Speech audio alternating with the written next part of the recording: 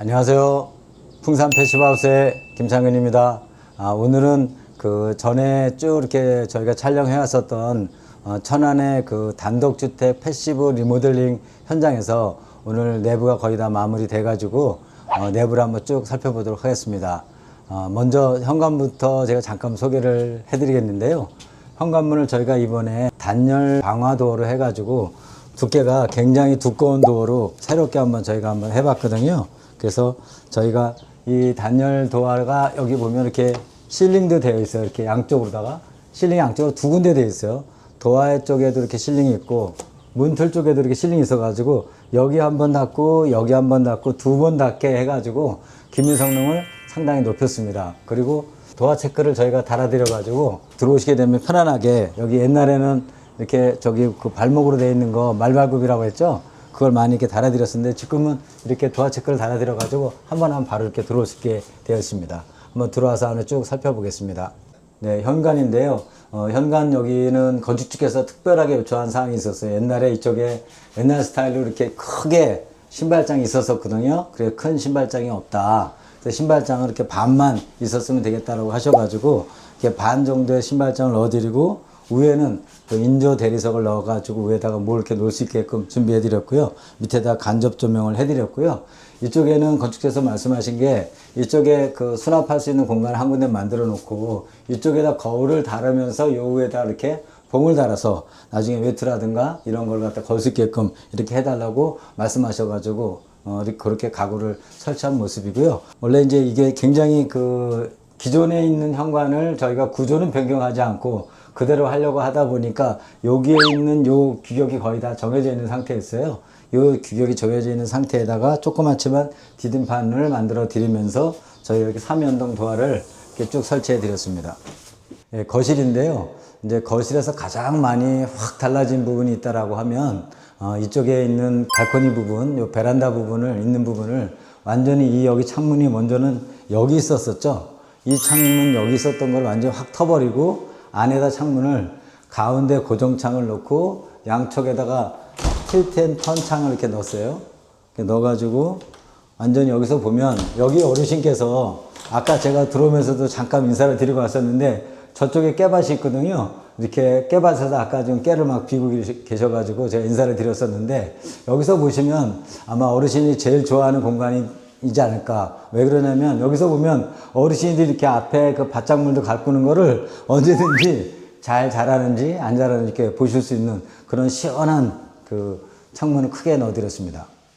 이어서 말씀드리고 싶은 거는 이제 주방인데요. 건축주께서 처음부터 제안을 하셨어요. 이쪽에는 이렇게 한쪽 주방, 이쪽에는 11자 주방으로 이렇게 양쪽으로 놔달라 이렇게 말씀하셔가지고 건축해서 직접 그 싱크대 업자하고 직접 조율을 하면서 싱크대를 선정해가지고 싱크대가 이제 막 설치가 되어 있는 상태인데 아직까지는 저렇게 전기 쿡탑이 설치되어 있지 않은 모습이에요. 저희가 저쪽에 뒤에 바깥에 이렇게 푸른 초록초록한 것들을 볼 수 있게끔 원래는 여기 딱 막혀 있었던 공간이었죠. 그 공간을 저희가 개방감을 주려고 큰 픽창을 둬가지고 이렇게 좁은 그 주방 부분을 좀 더 좀 개방감 있게 넓게 확장하는 의미로다가 저희가 픽창을 새로 설치했습니다. 월패드를 저희가 코컴으로 설치를 해드렸고요. 여기 보면 제가 이렇게 아마 여기 그 건축주 사모님께서 실링팬, 앞, 뒤, 양옆, 라인 등 창가, 야외 이렇게 전부 다가 어르신을 위해 가지고 아주 큰 글씨로다가 이렇게 좀 해놓은 걸 보면 가족의 이런 거를 느낄 수 있다. 제가 처음에 말씀을 드린 대로 여기가 3대가 산다 그랬잖아요. 근데 저희한테 제안하셨던 그분께서 부모님을 위해 가지고 이렇게 해놓은 것이 굉장히 돋보이는 것 같습니다. 저희가 열애 수화기 장치를 패시브하우스 저희 인증받을 때 쓰는 거하고 똑같은 로타리형 열애 수화기 장치를 달았고요. 요게 열애 수화기 장치 컨트롤러라고 하는 건데요.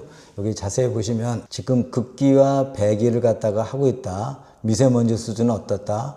그 다음에 실내 온도는 약 지금 28도 정도로 하고 그 다음에 CO2는 대략 어느 정도로 나오는지 이런 것들이 전부 다 이렇게 디지털로 표시되어 있습니다. 들어오자마자 바로 이제 왼쪽에 조그만 방이 하나 1층에 방이 있는데요. 방에 들어와서 잠깐 보시면 두 가지 제가 말씀을 드리려고 해요. 첫 번째는 건축에서 직접 선택한 여기 보면 벽지가 한살림 벽지를 갖다 직접 선택을 하셔가지고 한 색깔로 하는 것보다는 애기들 위해 가지고 조금 다른 색깔 하나의 어떤 포인트 벽지를 둔 상태로 해드렸고요.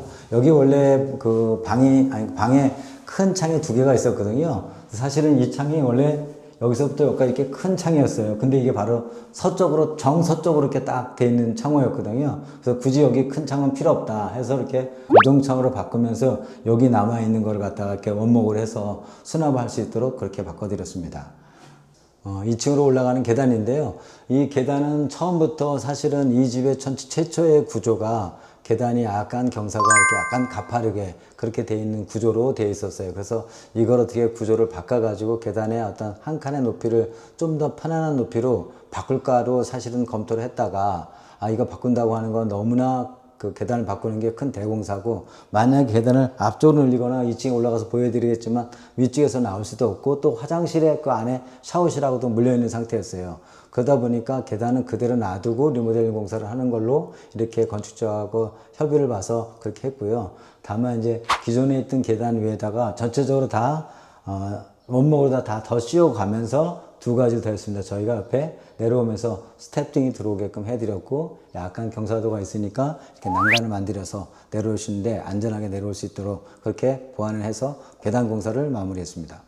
아래층에서 이렇게 쭉 올라오면서 사실은 이 계단 공간이 굉장히 그 좁은 공간이었었거든요. 그 옛날에 핸들에 있었던 그런 공간이었었는데, 건축주께서 여기에 사실은 여기다 이렇게 수납장을 별도로 이렇게 만드시겠다고 했는데, 현장에서 저희 소장님께서 아이디어를 내셔가지고 여기다 수납장을 만드는 대신 아예 여기다가 핸드레일 겸 수납할 수 있는 공간을 같이 만들어 보자. 그래가지고 이렇게 원목으로 쭉 이렇게 쌓아드렸고요. 높이도 충분하게 1.2m 정도 수준으로 나오게 해드렸고, 여기다 뭔가 이렇게 장식을 쭉 두더라도 넘어가지 않게끔 뒤턱을 만들어 줘가지고 이렇게 핸드레일 겸 수납을 할 수 있는 그런 공간을 구성해 봤습니다. 2층에 방 잠깐 보여드리겠는데요.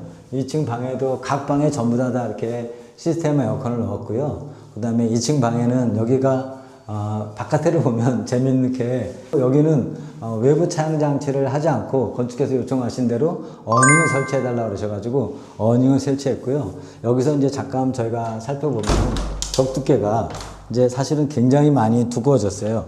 어느 정도로 두꺼워졌냐면 요 안에가 벌써 이게 대략 한 20cm, 바깥에가 한 20여 cm, 대략 해서 한 45cm에서 50cm 정도 되는 벽 두께로 이렇게 확 변한 모습을 볼 수 있습니다.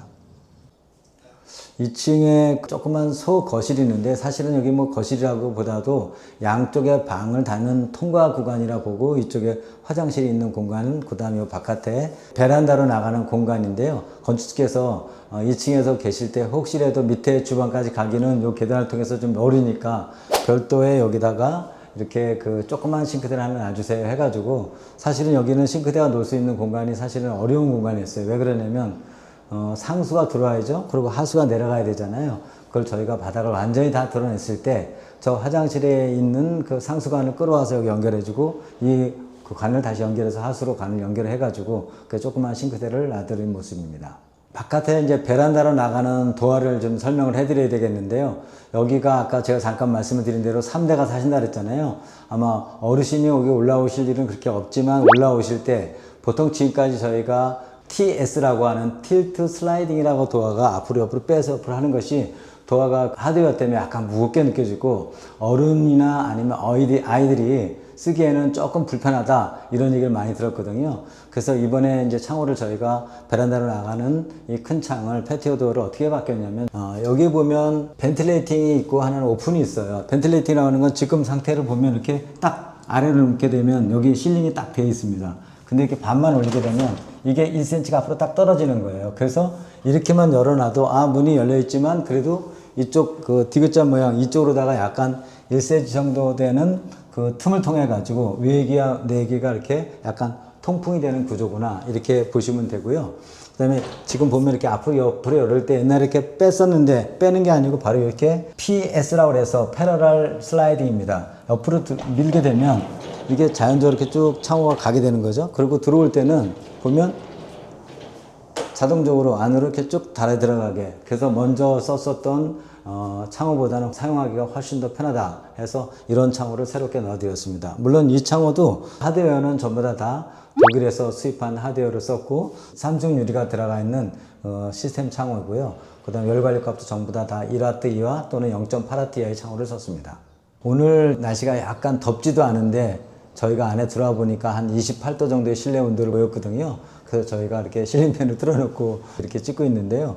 바깥에 베란다 나가서 잠깐 설명을 드리겠습니다. 나가기 전에 말씀을 드린 대로 그 석재 마감한 이 아래가 1층의 거실 상부거든요. 그래서 전에 제가 한번 찍을 때 말씀을 드렸죠.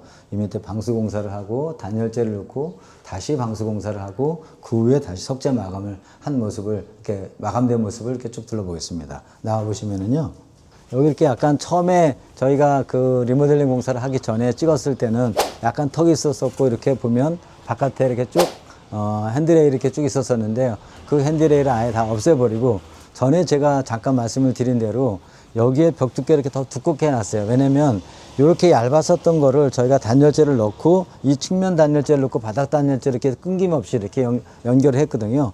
그래서 여기를 갖다 뭘로 마감을 할까 하다가 건축주하고 현장 소장님께서 말씀하셔가지고 여기 옛날에 벽돌집이었기 때문에 벽돌에 부분적으로 한번 써보면 어떻겠냐 이런 생각을 하셔가지고 여기는 약간 마감재를 다 원래 저는 다른 벽 마감재와 같이 하려고 했다가 포인트라는 개념을 둬가지고 이렇게 벽돌로다가 마감을 했습니다. 안에 쭉 둘러보시면 바닥은 전부 다 이제 하강함에 잔다듬한 거를 전부 다 해드렸고요. 밑에다 C블랙을 넣어가지고 이렇게 마감을 이렇게 해드렸습니다.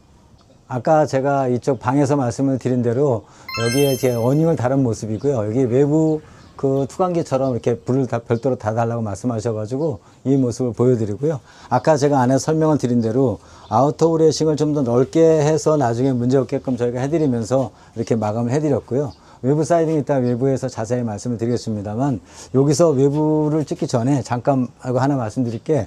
외부에 징크 강판으로 하면서 여기 이제 스노우 스토퍼하고 저 안에 보면 사실은 주변에 이렇게 나무들이 많이 있잖아요. 나무들이 많이 있게 되면 나중에 여기에 나무들 잎들이 이렇게 쭉 쌓이게 되다 보면은 어떤 문제가 생기냐면 결국은 여기에 나뭇잎이 쌓여가지고 잘 빠져나가지 않게 되면 이것이 결국은 계속해서 물이 오랫동안 고여있는 효과가 나오고 그것이 결국은 나중에 이 칼라 강판을 약간 부식시키게 만들거든요. 그래서 아예 저희가 이렇게 그 낙엽 방지망을 이렇게 저희가 설치를 해드렸습니다. 저 낙엽 방지망 설치게 해드리면 낙엽이 저 위에 있는 게 있다가 바람에 다시 또 날아가게끔 그렇게 해드렸습니다. 천안의 이 주택을 저희가 패시브로 다 리모델링 하면서 가장 많이 변한 데가 여러 군데 있지만 진짜 나중에 여기 사시는 분들하고 올 겨울에 패시브로 리모델링 하니까 얼마나 변하셨어요? 라고 해서 제가 동의를 구해가지고 나중에 출연을 좀 부탁을 드렸는데요. 특히 여기 뒤에가 이게 다용도실 공간이었는데요. 이 다용도실이 원래는 비난방 공간이었었죠. 이 비난방 공간을 완전히 패시브급으로 리모델링 하면서 저희가 이 뒤쪽에 세탁실을 만들어 드리고 이쪽에 바깥에를 볼 수 있는 큰 창을 저희가 넣어 드리면서 이쪽에 수납장을 드리면서 패시브 하우스에서 가장 중요한 심장부가 바로 열외상기 장치죠. 로타리형 열외상기 장치를 저희가 해드렸고 사실 여기 이렇게 가구가 들어올 예정인데 아직까지 들어오지는 않은 상태이고요.